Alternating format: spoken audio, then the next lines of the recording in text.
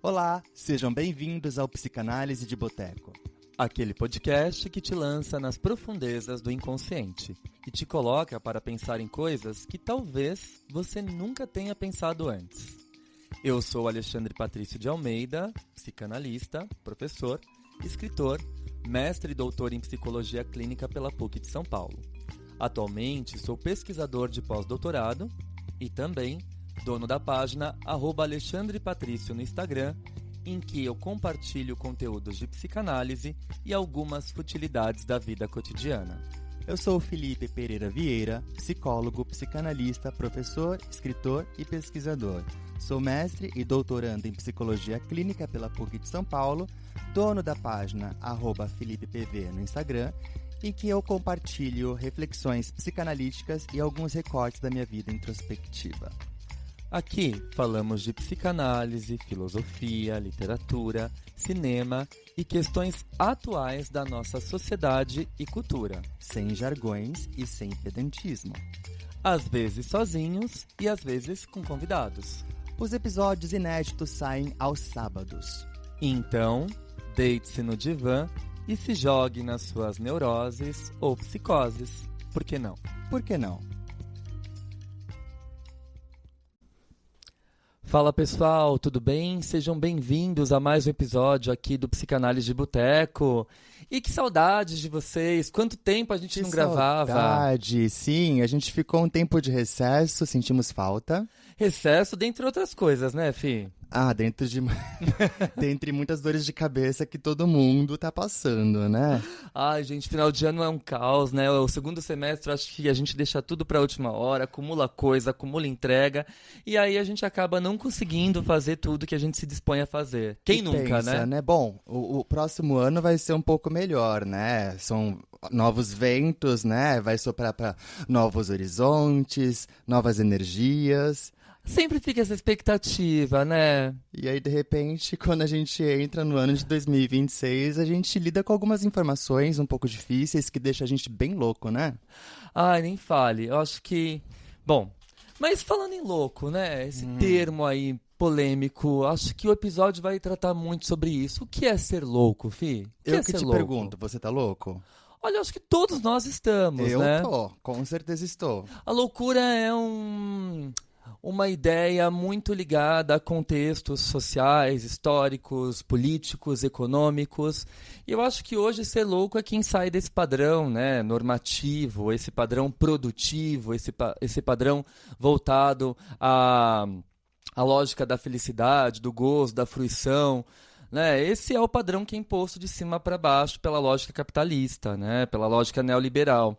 E quando a gente sai disso, quando a gente se desvia um pouco, a gente é considerado meio louco, né? Ou seja, seria o louco uma pessoa livre? Olha só que interessante essa perspectiva. Vamos falar um pouquinho sobre isso? Explica para as pessoas, Alexandre. Explico. Gente, bom, ser louco então seria o quê? Perder a razão? Será que está voltado somente à racionalidade? São pessoas que são muito impulsivas? Será que é louco quem passa a agir com o coração e não mais com a razão?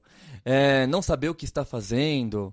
É agir de forma estranha? Mas o que é ser estranho? Né? Diante de uma sociedade que impõe tantos padrões, o que é ser estranho? É desviar da norma? Né? É ser imprevisível? É ser perigoso? Eu tô me identificando com tudo, porque tudo isso que você tá falando é o que eu gostaria de ser. Bom, eu acho que ser louco, né, muitas vezes não caber nas formas que o mundo exige. E a gente paga um preço alto por isso, né, que é a exclusão, sem dúvidas. Ao longo da história, a loucura recebeu muitos nomes, a gente sabe disso. Inclusive, a gente recomenda já neste início de episódio um livro imprescindível. Que começou os livros de cabeceira, vão anotando aí. Os livros de cabeceira, na minha cabeceira tem 2 quilômetros de altura. Bom, eu recomendo, né? A gente recomenda com muita veemência a leitura desse livro que é maravilhoso, né? Um livro que precisa ser lido, acho que não só por profissionais da área da saúde mental, mas por qualquer pessoa que se interesse por esse tema, que é a História da Loucura, do Michel Foucault. Ah, tá. Né? Esse livro é bárbaro, ele traz um panorama muito crítico. O Foucault, ele é genial, né? Também saía ali dos padrões normativos da época dele, foi muito criticado por isso, mas é um cara fantástico e a perspectiva que ele traz a respeito da loucura, sem dúvida, merece ser estudada, né? Você precisa ser um pouco louco para falar da loucura, né? Com certeza, né? A gente vai falar disso ao longo do episódio. Acho que todos os estudiosos que se debruçaram sobre a loucura eram ali pessoas que se desviaram do, como diz o Bion, né? O Wilfred Bion, psicanalista inglês, se desviaram do establishment, né? Ah, sim. Se desviaram da norma, né? Enfim. Bom, muitas vezes, né, a gente sabe que ao longo da história a loucura foi tratada como um desvio, como um pecado, como uma ameaça, como uma doença, como algo a ser extirpado, como algo que deveria ser lançado ali às margens da sociedade, nos asilos psiquiátricos, e ali as pessoas ficavam à deriva, à espera de serem consertadas. Consertadas. É, Voltar para um certo padrão normativo, né? Exato, sim. Uhum. Mas, frequentemente, né, ela foi tratada também como algo que precisava ser contido, né, como algo que precisava ser silenciado, abafado. Né, o louco incomoda, então vamos deixar ele ali à margem. Né, não vamos olhar muito para ele porque é um pouco perturbador. Talvez porque a loucura do outro desperte algo de familiar em mim. Por que será? Não é? Porque todos nós temos esses núcleos. E aí eu não diria louco, né? Eu diria esses núcleos psicóticos. Acho que quando a Melanie Klein, ela já foi a primeira a trazer para nós essa visão, né? Quando ela escreve notas sobre alguns mecanismos esquizoides, de 1946, ela já traz uma visão do psiquismo que não é linear, mas um psiquismo que oscila em modelos, em momentos, né, mais integrados, em padrões mais integrados, e menos integrados, né? Exato. Ora, nós estamos na posição esquizoparanoide. Mais cindido, né? Vendo o mundo de forma mais parcial. E ora, nós estamos na posição depressiva. Mais integrados, enxergando o mundo de forma mais inteira. Perfeito. Bom, e raramente o louco ele é escutado, né, Fih? Eu acho que essa é uma grande questão, é algo que a gente lida diariamente na clínica, pessoas que passaram por psiquiatras, por outros psicólogos, por outros profissionais e falam, olha, eu nunca fui efetivamente escutado, as minhas dores nunca foram abraçadas, né? Eu nunca tive ali uma testemunha para o meu sofrimento. E a gente percebe que essa ausência de escuta também acontece porque a gente muitas vezes não consegue escutar aquilo que nos incomoda. Então, se essa pessoa que desvia dos padrões normativos desperta algo de familiar que está dentro de mim, embora calado, embora adormecido, reprimido, eu vou tentar me manter o mais afastado possível dessa pessoa. Certamente. É interessante que ali nos anos 1800 alguma coisa, né, o Freud começou a ouvir as histéricas e os histéricos, né? Exato. E era algo que fugia de um determinado padrão normativo, né? Com certeza. Eram loucos. Eram loucos que estavam ali jogados em asilos psiquiátricos, abandonados. O único tratamento possível era o eletrochoque, banhos de água fria, camisas de força. Muitas vezes eram utilizados ali dispositivos de tortura. E essas pessoas ficavam lançadas à margem, esquecidas, até que alguém se dispôs a escutá-las. Pois é. Freud, o Breuer, né? Muito embora alguns correram disso, né? Sim. Viram que estavam mexendo ali com algo bastante perturbador, nem todo mundo tinha o psiquismo preparado para lidar com o que estava ali para ser encontrado. Mas outros mergulharam de cabeça, né? E graças a eles a gente tem também uma série de ferramentas técnicas, né? Um arsenal técnico, teórico, clínico para poder lidar, para poder escutar, para poder acolher o sofrimento psíquico. Bom, o fato é que a loucura sempre diz alguma coisa, né? Sempre diz alguma coisa. Isso é ótimo. Acho que a gente vai falar bastante disso também ao longo do episódio.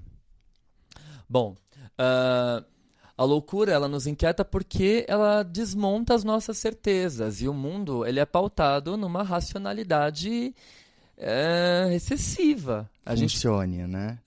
E outra, a gente não tem espaço para dúvida no nosso cotidiano. Não, adapte-se. Adapte-se, e não só isso, né? Tudo a gente afirma com certeza.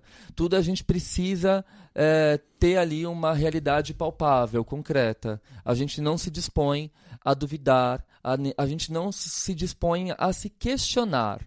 E eu acho que esse é um dos grandes males do mundo, né? Acho que quando a gente se dispõe a se questionar, a questionar as nossas certezas, a dialogar, a gente caminha muito mais numa direção democrática, numa direção de um laço social construtivo. A gente se expande, né? Para englobar não só a nossa visão de mundo, mas também a do outro. Perfeito, exato. Bom, a loucura, ela nos lembra que a razão, ela é frágil, né? Que o controle também é ilusório e que a vida psíquica não segue um manual técnico, muito pelo contrário, a vida psíquica ela é imprevisível. E que bom que é abraçar isso, né, gente? É libertador abraçar isso.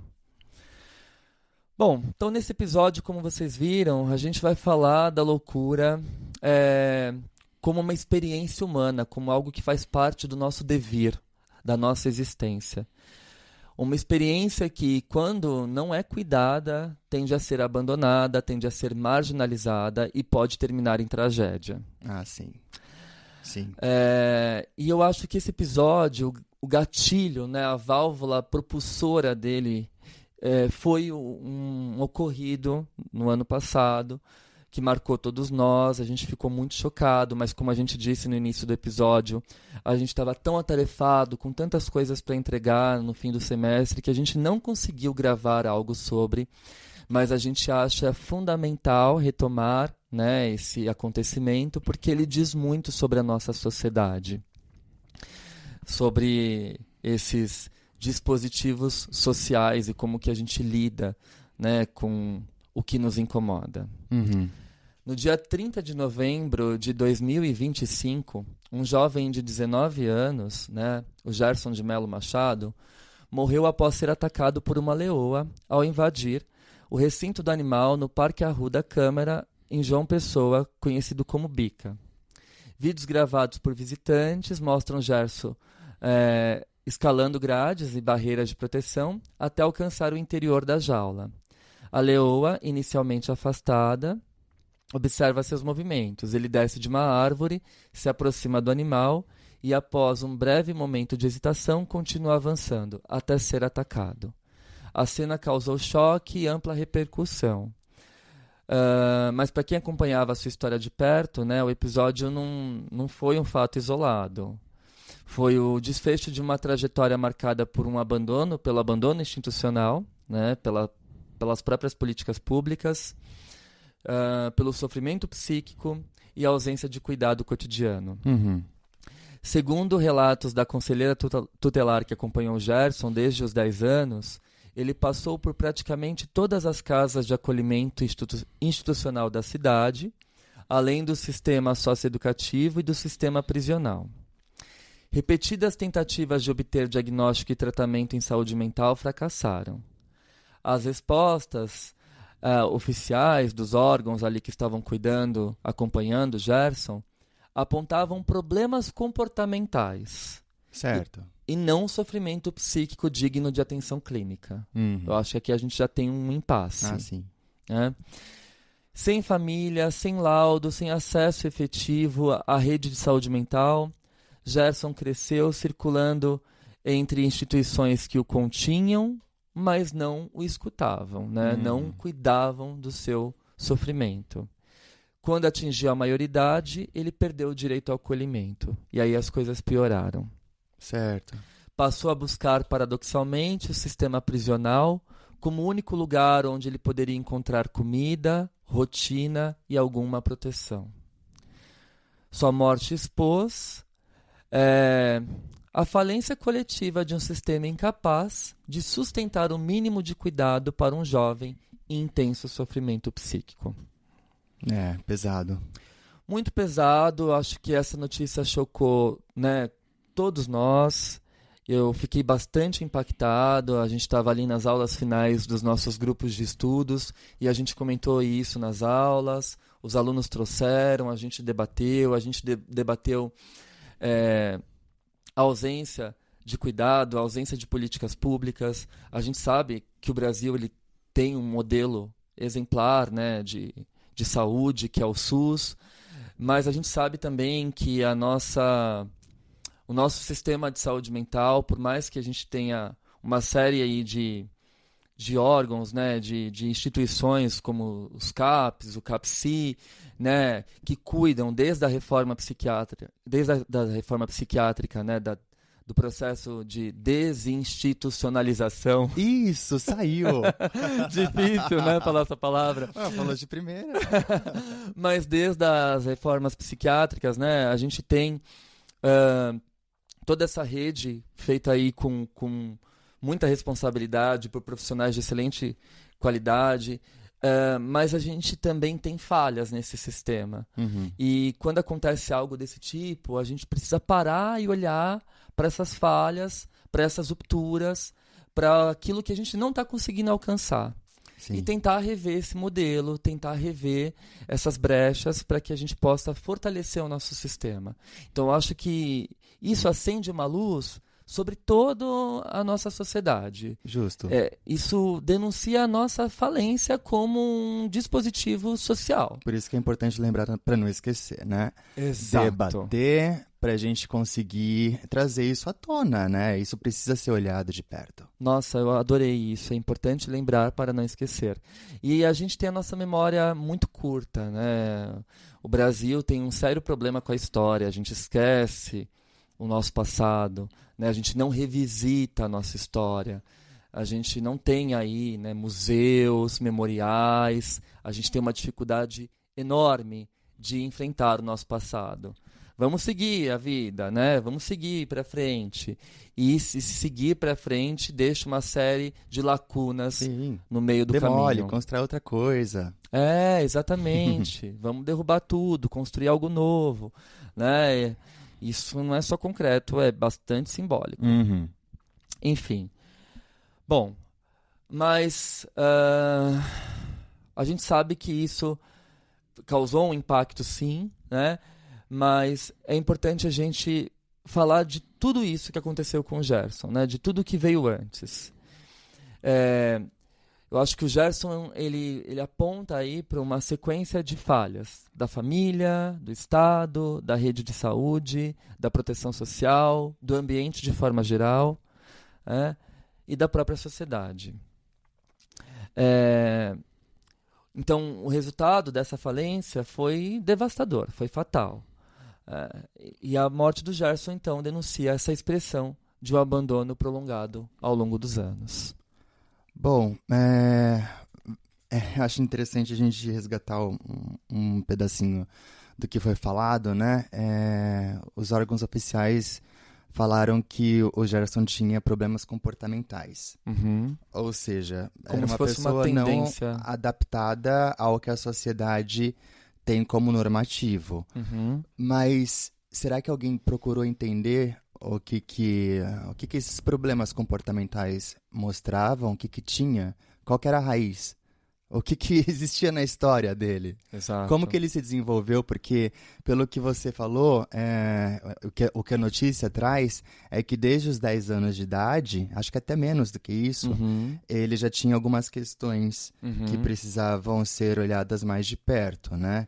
E ele tem uma história, tem uma família, né? E eu acho que essa questão que aponta para uma ausência de sustentação emocional, acho que é importante ser colocada aqui para a gente entender o que aconteceu para esse desfecho, né? Sim. O rapaz entrou numa jaula de uma leoa. Sim. Né? E ele pensava em...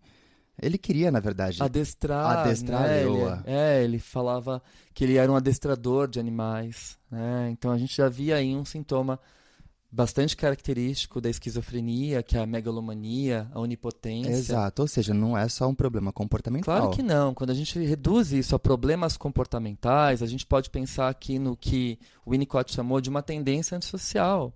E não era só uma tendência antissocial. Se a gente puxa o histórico do Gerson, a gente lê uma série de notícias para montar esse episódio, A gente vê que ele tinha uma avó esquizofrênica, a mãe também era esquizofrênica, tinha esquizofrenia grave, e ele, né, ele vagava sozinho pela cidade, ele ficava à deriva. Inúmeras vezes, né? Inúmeras vezes, procurava acolhimento, procurava, né, um ambiente que o sustentasse. Sim. E quando ele foi crescendo, as pessoas, né, sempre levando isso para um lado bastante pejorativo, filmavam os gestos dele. Postavam nas redes sociais, não? Postavam nas redes sociais uma e coisa... incentivavam ele a fazer coisas um pouco perversas, né? Exato, né? Quando eu falo perversas, eu digo as pessoas agiam de forma perversa, Exato. testando os limites do menino. Exatamente, já que ele não tinha essas bordas, né? Não tinha essa noção, esse princípio de realidade que o Freud vai dizer, né? Ali em 1924... no texto clássico dele, Neurose e Psicose. Eu acho esse texto bárbaro, e depois, como se não bastasse a potência desse texto, Freud amplia ele ainda em 24, escrevendo outro texto chamado A Perda da Realidade na Neurose e na Psicose. E aí o Freud vai dizer que a neurose é uma questão entre o eu e o id. Né? Então, o id, que ali manda os impulsos, os desejos, os nossos instintos, eles são barrados pelo recalque, pela repressão, pelas normas sociais, e aí a gente tem uma neurose, é um conflito, né, entre o eu e o id. Ou seja, entre o eu e algo de si mesmo. Exato. Né? Agora, a psicose, o Freud vai dizer que é um conflito entre o eu e a realidade. Então, o indivíduo ele substitui, né? Ele cria uma realidade paralela para tornar o sofrimento mais suportável. Ele vai dizer isso desde o caso do Schreber, que é ali um caso de 1911, que o Freud publica, gigantesco, uma análise da autobiografia do Schreber, clássico. E aí inclusive nesse próprio ano que ele forma as bases do que seria chamado de princípio de realidade e princípio do prazer. Exato, sim. Formulações sobre... os dois princípios do funcionamento mental. Isso, acho que é de 1911. Isso, texto de 1911. E aí o Freud vai dizer, né, que na psicose a gente tem uma questão do eu com a realidade. Então o indivíduo muitas vezes cria uma realidade paralela para poder habitar e para poder tornar o sofrimento mais suportável. Sim. E ele vai dizer, inclusive, que o delírio é uma ferramenta de cura. Por quê? Porque ele alivia o sofrimento. Então, quando você delira, você cria uma realidade para que o seu psiquismo possa habitá-la de acordo com o princípio do prazer. Né? Não confrontando, não causando mais sofrimento para aquilo que eu não tenho condições de suportar. Olha que interessante, né? O delírio que você falou, enquanto você dava essa explicação, me pareceu mais ou menos o que a gente faz na análise na associação livre. Em que sentido? No sentido de que a gente vai falando, narrando, sem nenhum tipo de barreira. De né? julgamento. De julgamento. A gente, inclusive, em momentos de associação livre, a gente fala coisas que a gente não falaria naturalmente para ninguém.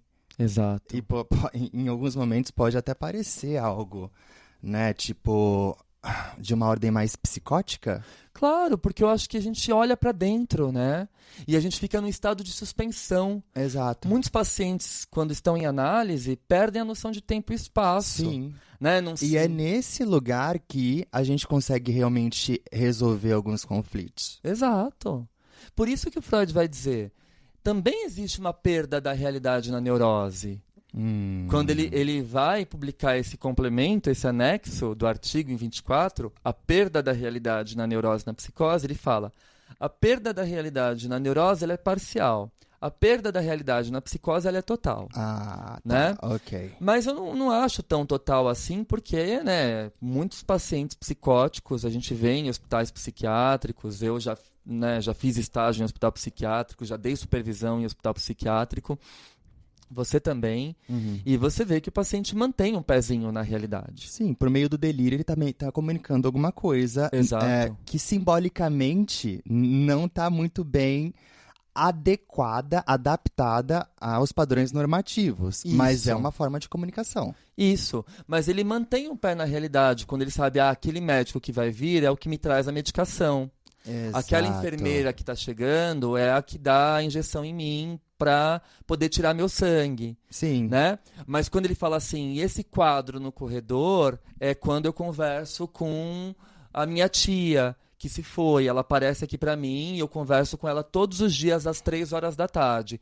Aí você tem um delírio, né? Aí você tem algo que sustenta, acolhe, dá um conforto num lugar que é insuportável para mim. Perfeito. Eu não consigo lidar com essa realidade. Então eu faço esse delírio, é uma ferramenta que o meu psiquismo desenvolve, é um mecanismo que o psiquismo desenvolve para poder tornar a realidade mais suportável. Então, na psicose, a gente pode pensar no delírio, nos neuróticos, a gente pode pensar na formação de compromisso. Na formação de compromisso, sintoma, inibição, a angústia, né? Ok. Perfeito. Então, sim, eu acho que quando a gente fala que, né, as notas oficiais aí dos órgãos públicos foram, ele tinha apenas problemas comportamentais, a gente reduz. É um desmentido. É um desmentido, exatamente. É uma invalidação total. É um do descrédito, né? Como Sim. diria o Ferenc. O Sándor Ferenc, psicanalista húngaro, né, tem esse conceito que o Fih acabou de mencionar, de desmentido. Quando alguém passa por uma situação traumática, relata isso para alguém, de sua confiança, e a pessoa diz, não é nada disso, não é bem assim. É só não uma foi... desadaptação, uma desadaptação comportamental. Exato, né? São problemas comportamentais. Então é como se ele tivesse apenas uma tendência antissocial, como diria o Winnicott, né? Eu estava falando agora há pouco. Esse desvio de comportamento, esse colocar as regras em xeque, e não é nada disso. Quando a gente olha toda a história, é algo muito mais complexo, é um psiquismo muito fragilizado, com histórico familiar, com histórico ambiental, né, com fatores hereditários aí, que precisam ser colocados na balança. Então, quando a gente banaliza esse tipo de acontecimento, a gente está banalizando a nossa própria essência humana, a nossa capacidade de se afetar. E eu acho que a gente precisa olhar para isso, porque isso quer dizer muito sobre a nossa sociedade atual. Pois é, quem será que era louco? Será que é a sociedade ou será que foi o Gerson? Acho que dá para fazer uma pausa aqui, né? Tomar um cafezinho e deixar os nossos ouvintes pensando um pouquinho nisso.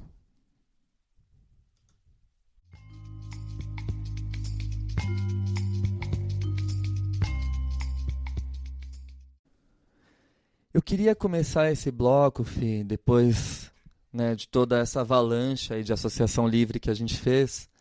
Eu queria começar esse bloco recorrendo à literatura.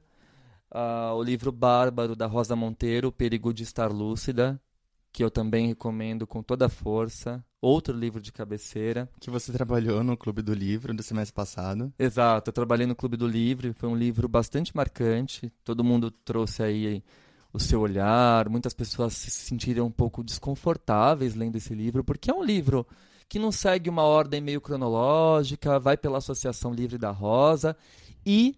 justamente por esses pontos, eu acho esse livro um acontecimento. De fato, né? E até porque o psiquismo também não segue uma ordem cronológica, né? Não é tão organizado assim. Então, eu acho que esse livro mexe um pouco com a gente também porque ele fala sobre aquilo que a gente não consegue narrar, né? Exato.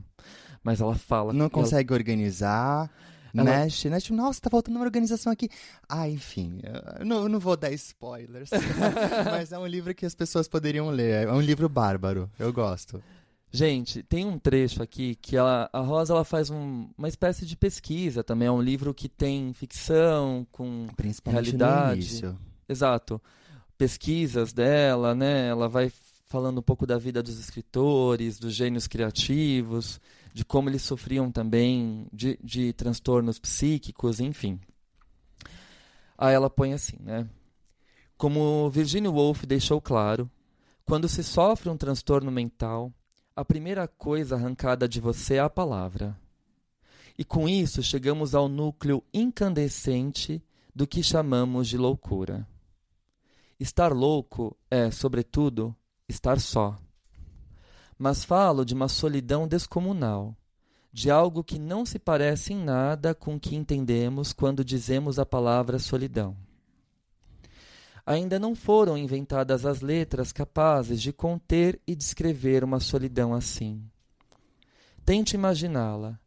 Já falei que a realidade passa para o outro lado de um túnel, que é o mesmo que dizer que você se afasta da realidade e perde todo o contato com ela. De repente, já não pertence à raça humana.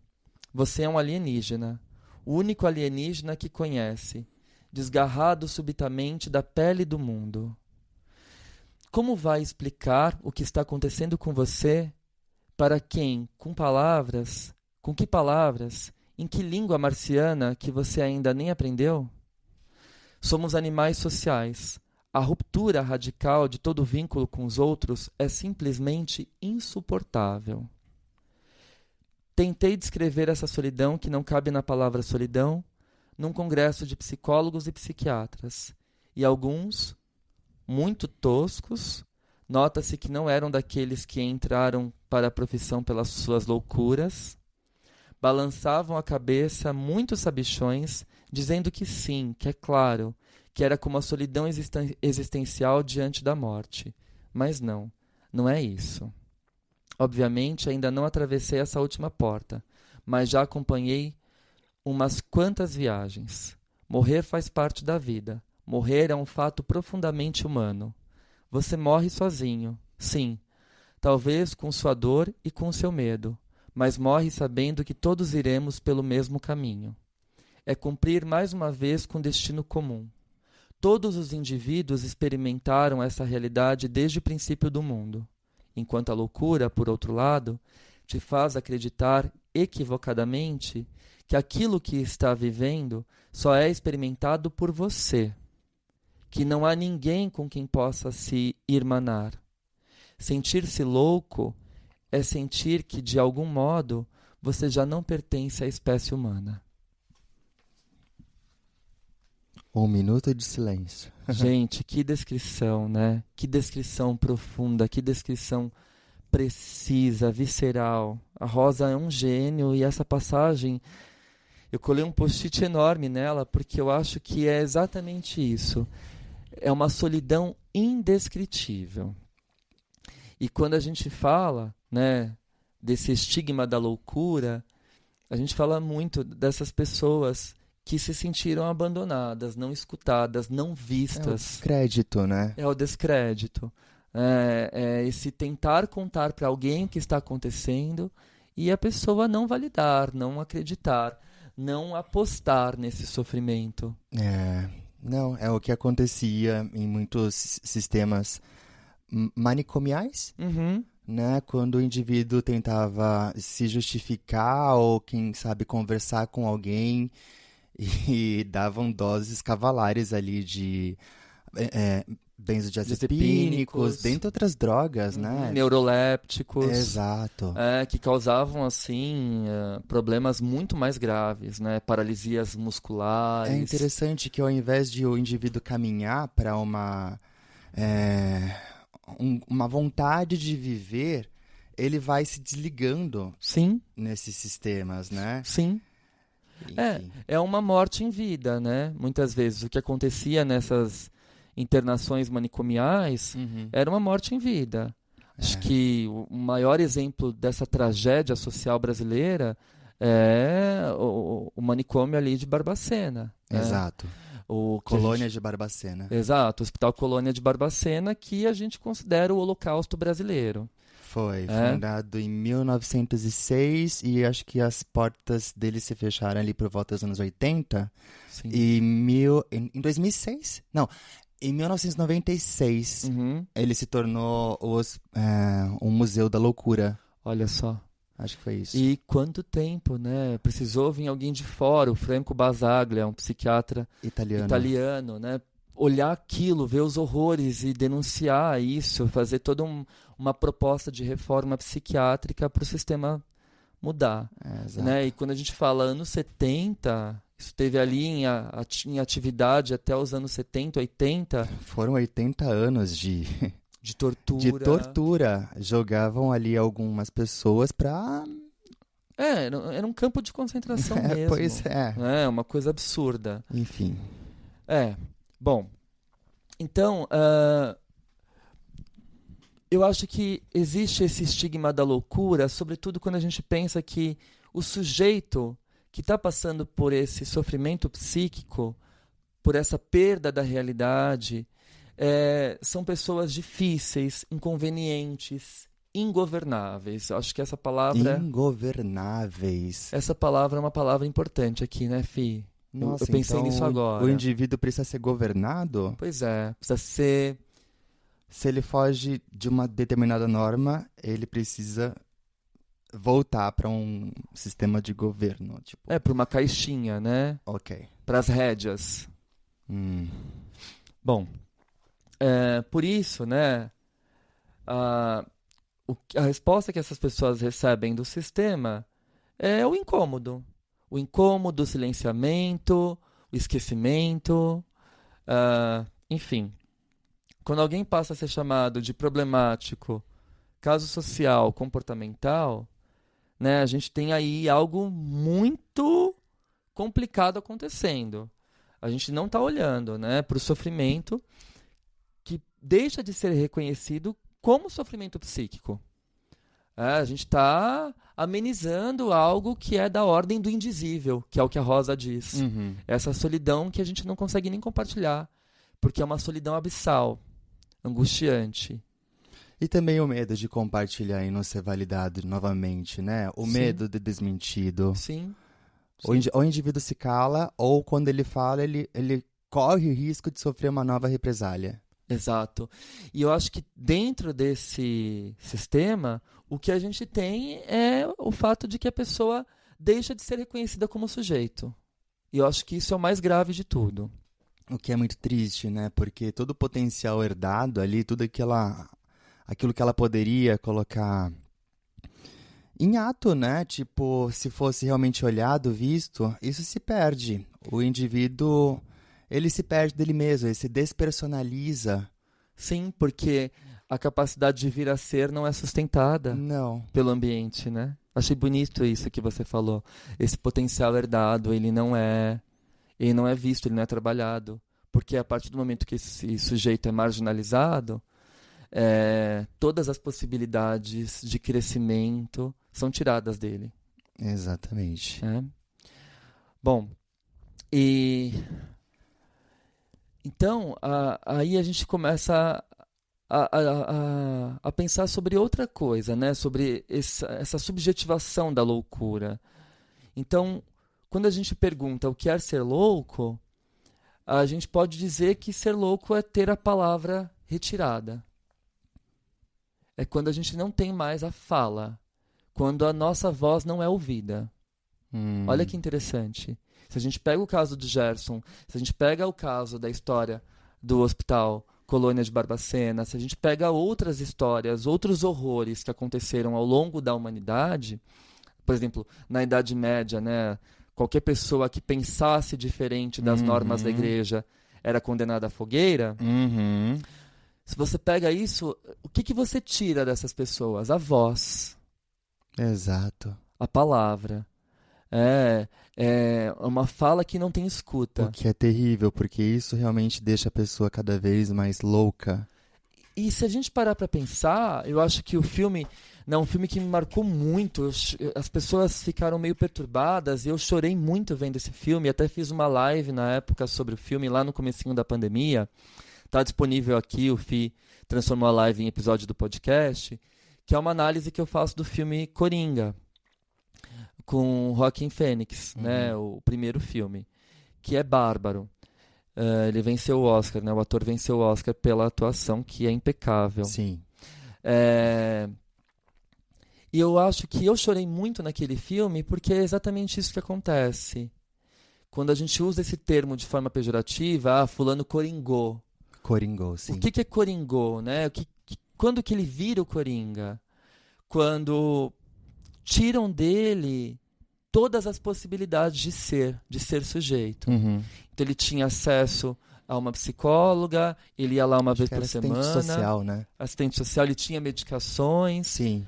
Aí, de repente, o governo faz uma reforma, corta os gastos, né? E sempre, quando tem o corte de gastos, a maior prejudicada é a população, né? Certamente, a população vulnerável. Exatamente. E aí, ele perde acesso a tudo isso. Então, ele se desorganiza completamente. E aí ele vai para um estado de ruptura da realidade, de transgressão, né, de ódio, de violência. Ele vai para o ato, porque a palavra, o simbólico, não é mais sustentado. Não. Não é mais ouvido. Não, exatamente. Se o simbólico não é ouvido, você precisa fazer alguma coisa. Exato. Não estão te escutando. Então, o que você faz para ser percebido? Você pode entrar na jaula de uma leoa, por exemplo, né, Felipe? Para ser percebido, sim. E aí a gente percebe que a situação é muito grave, né, gente? Muito grave. Bom. Ficamos por aqui. Aqueles... Não, ainda não acabou, gente. Ainda não acabou. Vamos lembrar também que Gerson foi descrito por outros órgãos ali oficiais como alguém que não tinha discernimento. Mas, gente, o que ele não discernia? Eu acho que meio que tentavam compreender o Gerson como um delinquente. Pois é. Ponto final. Somente Exato. isso. Sim. Né? O que ele não discernia? Ou seria um mundo que falhou em discernir o sofrimento que ele carregava? Então. Acho que a gente pode inverter a pergunta aqui, não? Acho que faz mais sentido. Exatamente. Será que ele era louco? Será que todos nós estamos loucos ao não acolher, né, esse episódio? Sim, sim. E aqui, né, como eu falei, a gente volta um pouquinho ao Michel Foucault, em todos os seus ensaios, mas eu acho que o principal livro dele, para quem quer entender um pouco disso que a gente está falando aqui, sem dúvida, é a História da Loucura. Ele vai dizer que a loucura passa a ser temida quando deixa de ser vista, né, como um erro e passa a ser entendida como uma ameaça à ordem. Né? Ela representa ali algo que pode provocar o caos. Certo. Então não é o delírio em si que assusta, é a imprevisibilidade do comportamento. É a imprevisibilidade do sujeito. É aquilo que não se deixa governar. E olha como está ligado, né, às instâncias de poder. Certo, sim. Por isso, historicamente, a resposta à loucura foi o quê? O confinamento, físico ou simbólico. O apagamento, o silenciamento. Psíquico. Exato. Embora hoje a gente tenha, né, a reforma psiquiátrica, a gente tenha esse processo de desinstitucionalização. Olha, saiu foi de novo. Um abraço aqui para minha fono. Mas há outras formas de exclusão, né, gente? A rua, o cárcere, a própria invisibilidade, o próprio apagamento social. Enfim. Então, acho que a pergunta que Foucault nos coloca é quem é considerado perigoso e quem decide isso. Por isso que eu falo que isso está muito ligado às instâncias de poder. Né? Tem alguém aí que determina quem pode ser e quem não pode ser, de cima para baixo. Né? O que você está pensando? Eu estava pensando em algo aqui que depois eu vou ler para os nossos ouvintes, que toda essa discussão me fez pensar e escrever. Bom, e isso tudo faz a gente pensar, gente, que a negligência que aconteceu nesse caso é uma repetição, no sentido mais freudiano do termo. Negligência é fazer pouco, tarde demais ou de forma fragmentada. O Gerson ele não foi invisível, ele passou por conselhos tutelares, abrigos, sistema socioeducativo, prisões, serviços de saúde. Ele foi bastante visto, né? Só que ele não foi visto na sua totalidade. Exatamente. Ele foi visto no sentido daquilo que ele mostrou, ou melhor, da forma que ele se comportava. isso foi visto. E da forma que as pessoas incentivavam, né? Elas tratavam esse comportamento como um espetáculo, filmavam, faziam viralizar. E isso não é só com Gerson, viu? Eu já vi várias Sim, coisas. Quando a gente fala de Gerson, a gente está falando de alguns Gersons. Exatamente. Já apareceram muitas coisas aqui no meu feed, né? No meu Insta, de pessoas que fazem do sofrimento psíquico alheio um espetáculo. Filmam, viralizam, né? Expõem essas pessoas de uma forma muito cruel, de uma forma muito perversa, no sentido da perversidade mesmo. Né? Bom, mas embora Gerson tenha passado por todos esses lugares, nada disso foi sustentado. A gente não teve uma ferramenta de cuidado. Não. E aqui a gente pode voltar um pouquinho para o Winnicott, porque o Winnicott vai dizer que para a gente se organizar como sujeito, a gente precisa de um ambiente minimamente confiável, ou seja, previsível. Exato. Mas previsibilidade era tudo que ele não tinha, né? Pois é, quando o ambiente falha repetidamente, o self entra em colapso. E aqui a gente tem o colapso... Quando Winnicott escreve Fear of Breakdown, o medo do colapso, em 63, que na verdade essa data é um pouco problemática, porque a gente não sabe se escreveu em 63. A gente nunca sabe exatamente a data dos textos do Winnicott. Esse texto é uma incógnita, inclusive. Mas o Winnicott diz algo tão fantástico nesse texto. Ele diz que o medo do colapso é o medo de um colapso que já aconteceu. Ou seja, o indivíduo, né, que recorre a essas defesas, a esses mecanismos, ele está se protegendo de um colapso já vivido, porém não experienciado. O colapso de ter sido abandonado, de ter sido deixado horas a fio chorando, sem cuidado, sem olhar. Explica para os nossos ouvintes o que você quer dizer quando você fala não experienciado. Não experienciado porque isso aconteceu num momento muito primitivo da vida, em que o psiquismo não é capaz de registrar. Certo. Então, nesse momento, a gente não é capaz de fazer o recalque. A gente não tem substrato psíquico para recalcar. Ok, para reprimir uma certa situação. Exato, a gente não está minimamente integrado, a gente ainda não tem um eu para poder marcar esse psiquismo. Então, ele foi vivido, esse colapso ele foi vivido, mas ele não foi experienciado. É algo como acontece no trauma. Exatamente. E aí você tem medo de um colapso já vivido. A gente tem medo de vivenciar algo tão traumático quanto o primeiro trauma. E aí você se defende. E para você se defender disso, você recorre a inúmeros recursos. Pode ser, por exemplo, uma superadaptação à realidade. Que seria um falso self adaptado. Ou pode ser um indivíduo mais reativo. Exato. Né, que se defende no sentido de atacar. O próprio delírio, né, Fih? Ou então criar uma nova realidade. Perfeito. E entrar nessa nova realidade, de viver essa nova realidade em que o sujeito é acolhido. Perfeito. Entendi. Perfeito. Ok. Bom, e aqui a gente para pensar, né, é tão paradoxal isso, porque o Gerson tinha esse delírio onipotente de domar animais selvagens.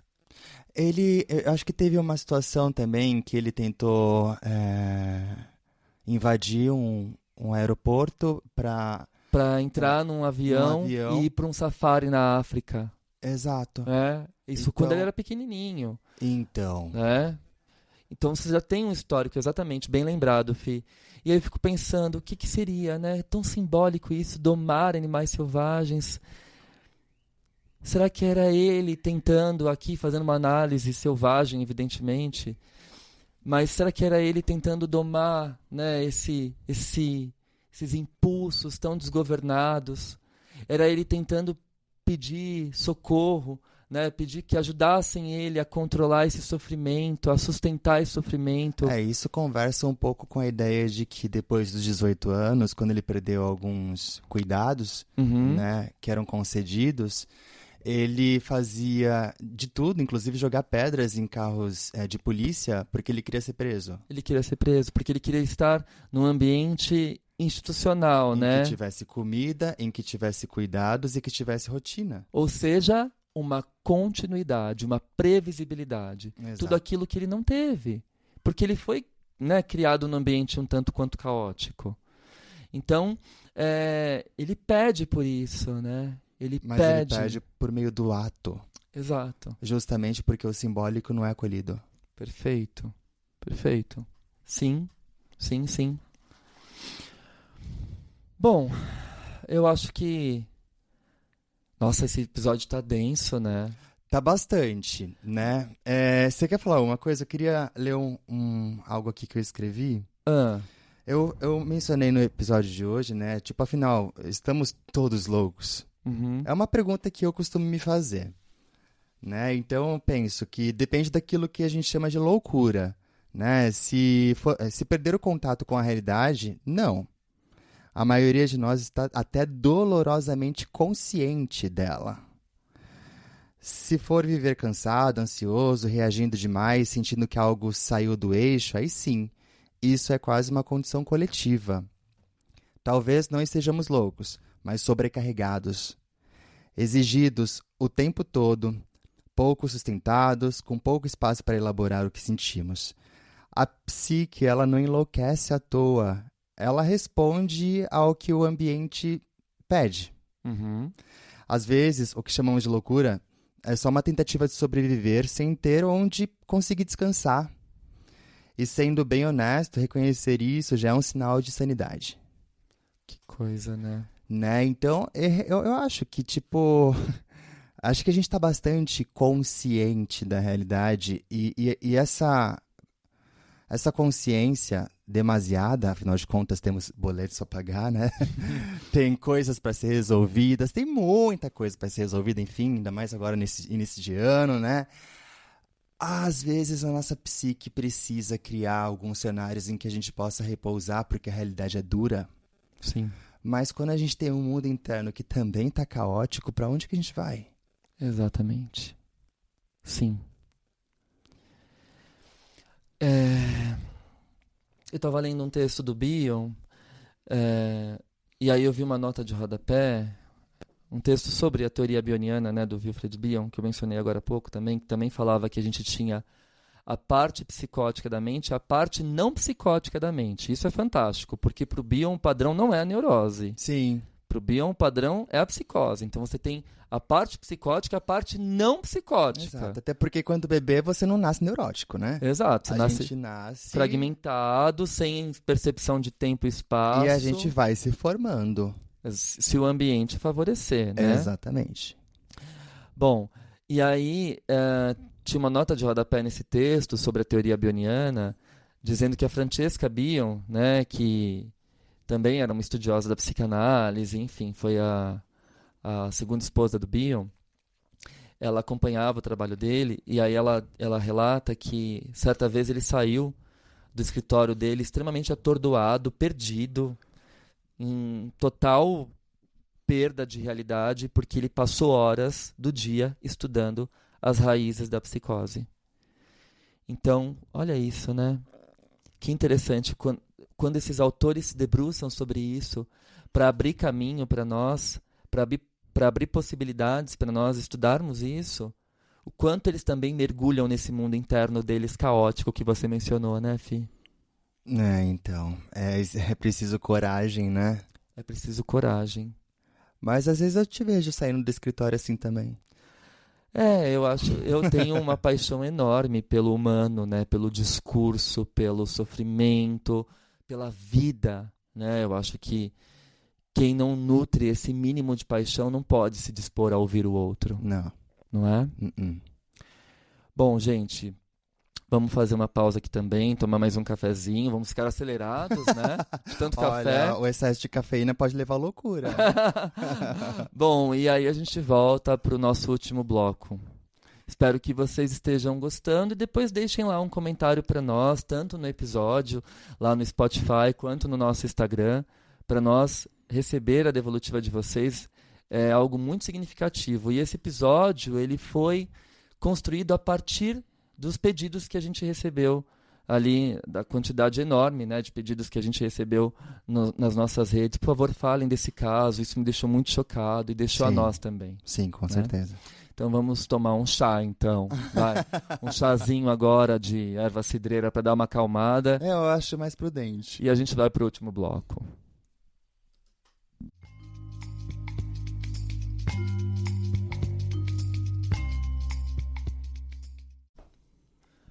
Bom, gente, nesse bloco final eu queria compartilhar com vocês um caso clínico publicado pela Offer que faz a gente pensar bastante na escuta, no manejo e no tratamento de pacientes psicóticos graves. Né? Esse caso foi publicado no livro dela que saiu ano passado, 2025, um livro fresquinho no final do ano, O Emergir da Unicidade Analítica no Coração da Psicanálise. Pela editora Blucher. Pela editora Blucher. A Offer Eshel é uma psicanalista muito renomada, com muitos artigos publicados, que vale a pena vocês conhecerem o trabalho dela, e ela estuda bastante essa questão da psicanálise ontológica, uma psicanálise baseada no último Bion, né, no Bion das transformações em O, e no Winnicott, no trabalho do Winnicott com pacientes psicóticos da regressão psicanalítica, né, da regressão na clínica. Perfeito. Eu queria ler para vocês um pouquinho, né, a nota de rodapé que eu falei, que ela coloca. Anos mais tarde, também li a descrição de Francesca Bion, de que Bion às vezes saía de seu consultório, de seu escritório, onde estivera pensando profundamente, lutando com esses problemas aparentemente intratáveis, parecendo pálido e o que só posso descrever como ausente. Isso era inquietante, até que percebi que ele estava se aprofundando tanto na natureza da mente psicótica que estava sendo um com a experiência do paciente. Um com? Olha que lindo, ele entrava em sintonia, né, com o paciente. Estava sendo um com o paciente, né? Uníssono, né? Uníssono, né? Ele entrava em sintonia, né? Se tornava um com o paciente. Isso é muito profundo, muito bonito. Bom, e aí ela compartilha com a gente nesse livro um caso clínico belíssimo que me emocionou muito e eu queria ler para vocês. Pois leia. Nir foi encaminhado a mim para a psicoterapia intensiva no hospital psiquiátrico estatal em que eu trabalhava, devido a circunstâncias extraordinárias. Tinha cerca de 30 anos, era o único filho de sobreviventes idosos do Holocausto e estava internado há anos em uma ala aberta do hospital com um diagnóstico indeterminado de esquizofrenia. Nir era extremamente fechado e isolado, não tendo contato com ninguém no hospital, nem pacientes nem funcionários. Como suas funções intelectuais não estavam prejudicadas e seu pensamento parecia lógico, foi editor do boletim informativo do hospital. Um trabalho muito importante, diga-se de passagem, gente, quando a gente faz essa inserção no laço social das pessoas que possuem esse sofrimento psíquico. Na verdade, poderia ter recebido alta se não fosse por suas repentinas e graves tentativas de suicídio ocasionais que colocavam em risco a si mesmo e aos que estavam no seu entorno.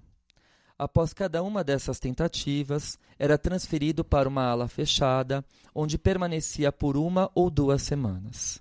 No entanto, devido ao seu julgamento crítico, não prejudicado, não fazia sentido em mantê-lo lá por muito tempo. Portanto, era transferido de volta para a ala aberta, até que, inesperadamente, fizesse outra tentativa grave de suicídio, geralmente na calada da noite, quando a segurança era mínima. Bom, a tentativa de suicídio de Nir antes de iniciar o tratamento foi extremamente grave. A partir disso, o diretor do hospital e o psicólogo-chefe tiveram a ideia de que se alguém conseguisse estabelecer contato terapêutico com ele e conversar, talvez fosse possível evitar futuras tentativas de suicídio. Mas como Nir era muito isolado, o psicólogo da unidade não via nenhuma possibilidade de estabelecer uma relação terapêutica com ele e me pediram para assumir o caso, já que eu estava lidando com casos graves no hospital. Certo. E assim Nir e eu começamos o tratamento. Nós nos encontrávamos 3 vezes por semana. As sessões eram extremamente difíceis. Nir comparecia, mas quase não falava. Era muito distante e impenetrável. Evitava contato visual, retraído, em algum lugar de seu próprio mundo, mas respondia quando eu lhe fazia perguntas. Independentemente da estação do ano, eu enxugava as gotas de suor de minha testa ao final de cada sessão. Nossa. No entanto, com o tempo, uma discreta sensação de contato começou a ser sentida lentamente, embora no subterrâneo psíquico mais profundo, invisível e inacessível a qualquer questionamento. Depois de 9 meses, olha que simbólico o prazo. Depois de 9 meses, Nir inesperadamente me contou seu maior segredo. Disse que não queria cometer suicídio, que não desejava morrer, mas o serviço secreto estava enviando homens para capturá-lo e torturá-lo e depois executá-lo com um sofrimento insuportável. Portanto, quando ele os visse chegando, preferia se matar a ser capturado, torturado e executado por eles. Quando Nir terminou de falar, sabia que ele havia me contado o seu segredo mais íntimo e precioso, o santuário interno de sua realidade psíquica. Naquele momento, fortemente agarrada aos sentimentos da voz que grita de pavor e urgência crucial que enchiam a sala, eu me vi dizendo: Nir, da próxima vez que eles vierem, vem até mim e eu o protegerei. Nir me encarou com um olhar direto e atento. Era a primeira vez que eu via seus olhos, que eram de um azul extraordinariamente claro, quase como água, como se não tivessem sido projetados para ver. Era difícil saber o que ele estava pensando. Depois de uma longa pausa, ele perguntou: Você vai? Sim, respondi. Em seguida ele perguntou: E se você estiver com outro paciente? E ela responde: Então bata na minha porta e eu sairei para protegê-lo. Tudo bem, disse ele. Nir nunca mais tentou suicídio. Nossa. A equipe do hospital ficou impressionada. Continuei a trabalhar com ele durante anos. Essa grande mudança permitiu que ele deixasse o hospital e fosse morar novamente com os pais.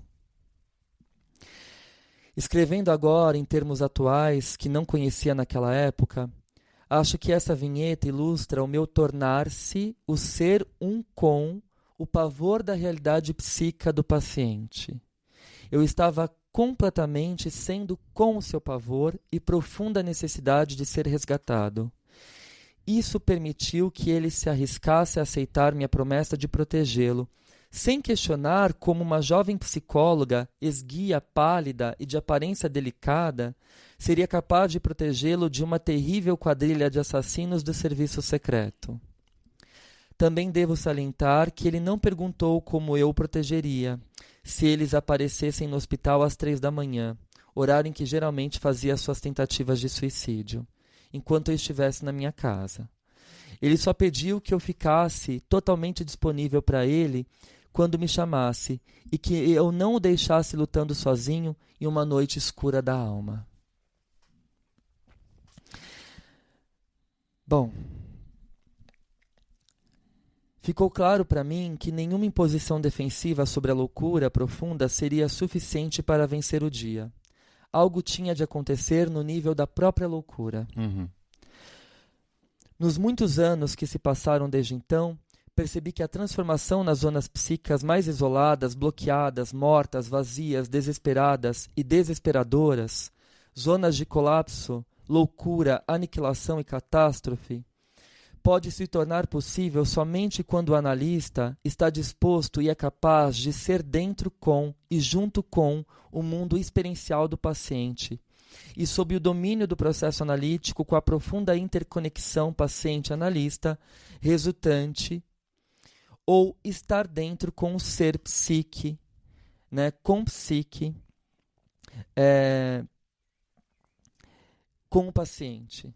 Essa interconexão que se torna ser um com o ser, quando o analista se coloca inteiramente dentro da realidade emocional do paciente, é difícil e exigente.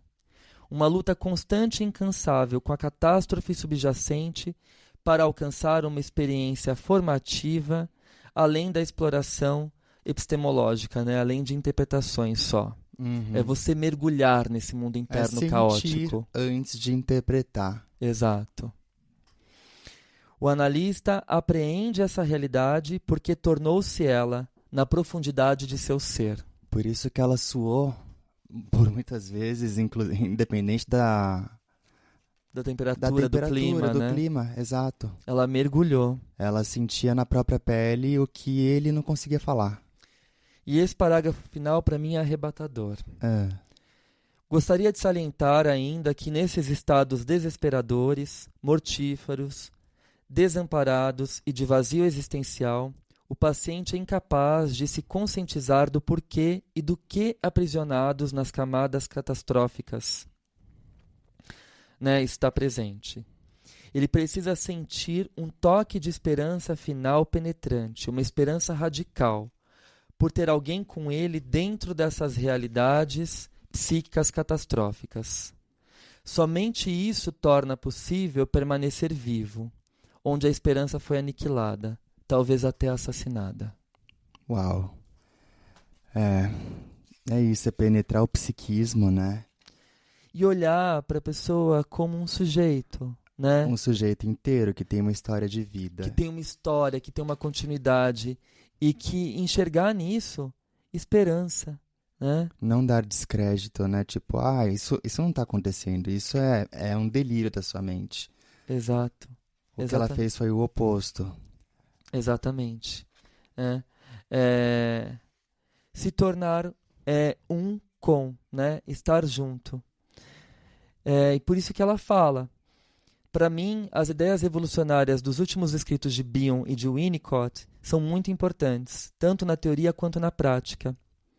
Eles consistem em uma fronteira no arco-íris, onde a interconexão paciente-analista e o ser um com o ser surgem para fornecer uma matriz formativa e um modo de transformação que as relações não podem oferecer em níveis mais profundos de perturbação.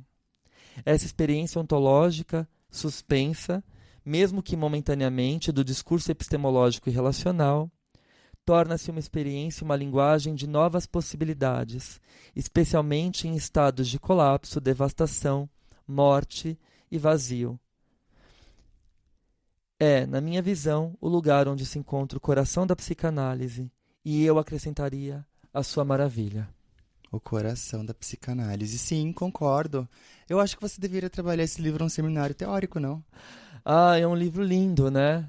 Eu acho. Vamos pensar nisso juntos, então, gente. Eu acho que esse final aponta, né, para a esperança, para a escuta, para a previsibilidade do ambiente, para essa capacidade de alcançar o indizível e sustentar aquilo que é angustiante em nós, para que a gente possa se dispor a receber o que é angustiante no outro.